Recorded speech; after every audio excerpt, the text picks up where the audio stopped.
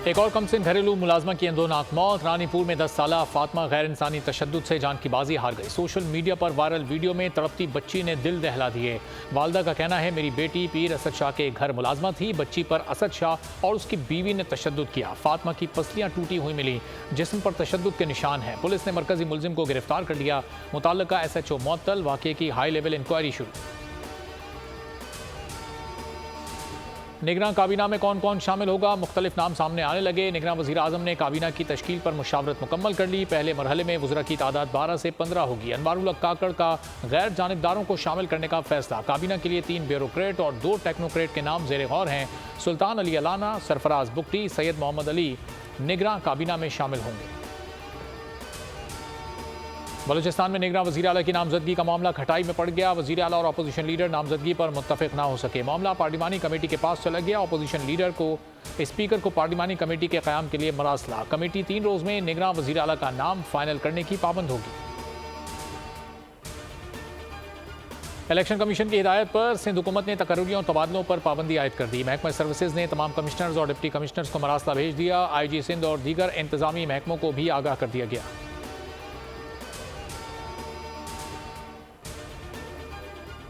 नई हल्काबंदियों से मुतालिक इलेक्शन कमीशन को कोई फैसला न कर सका। आज का इजलास भी बेनतीजा रहा। एक और इजलास बुलाने का फैसला। हतमी फैसला आइंदा इजलास में होगा। इलेक्शन कमीशन का कहना है 90 रोज़ में आम इंतखाबात के बजाय नई हल्काबंदियाँ करने का इम्कान है। इलेक्शन कमीशन का मामले पर मजीद मुशावरत का भी फैसला। चेयरमैन PTI के खिलाफ एक मजीद मुकदमा दर्ज। FIA के इंसदादे दहशतगर्दी विंग ने साइफर की गुमशुदगी का मुकदमा दर्ज कर लिया। साबिक principal secretary Azam Khan JIT के सामने पेश, बयान रिकॉर्ड करा दिया। FIA हुक्काम की जानिब से आजम खान से साइफर के हवाले से सवालात पूछे गए। सीनियर सहाफ़ी जान मोहम्मद महर कत्ल केस में मुलव्विस 2 नामजद मुल्ज़िमान गिरफ्तार। पुलिस ने खुफिया इत्तला पर छापा मारकर गिरफ्तार किया। मुल्ज़िमान में बख्श अली महर, बख्शू महर और बाबर महर शामिल हैं। पुलिस के मुताबिक कत्ल में मुलव्विस तमाम मुल्ज़िमान और सहूलतकारों की गिरफ्तारी के लिए छापे मारे जा रहे हैं। कराची के इलाके नॉर्थ कराची में पुलिस मुकाबला, 5 डाकू मारे गए। 11B में 7 डाकू घर में जा घुसे। अहले खाना को यरगमाल बनाकर लूटमार शुरू कर दी। शोर शराबे पर अहले मोहल्ला ने पुलिस को इत्तला दी। फायरिंग के तबादले में 5 मुल्ज़िमान मारे गए, 2 भाग निकले। डाकुओं का ताल्लुक अफगान डकैत गैंग से है। असला और लूटा हुआ सामान बरामद। पुलिस टीम के लिए तारीफी असनाद और 5 लाख नकद इनाम का ऐलान। कौमी क्रिकेटर्स के सेंट्रल कॉन्ट्रैक्ट से मुताल्लिक हतमी फैसला ना हो सका। रेड और वाइट बॉल की अलग अलग कैटेगरीज खत्म करने का फैसला हो चुका। खिलाड़ियों को A, B और C और D कैटेगरीज में कॉन्ट्रैक्ट मिलेंगे। तीनों फॉर्मेट्स की मैच फीस में मजमूई तौर पर इजाफा किया जाएगा।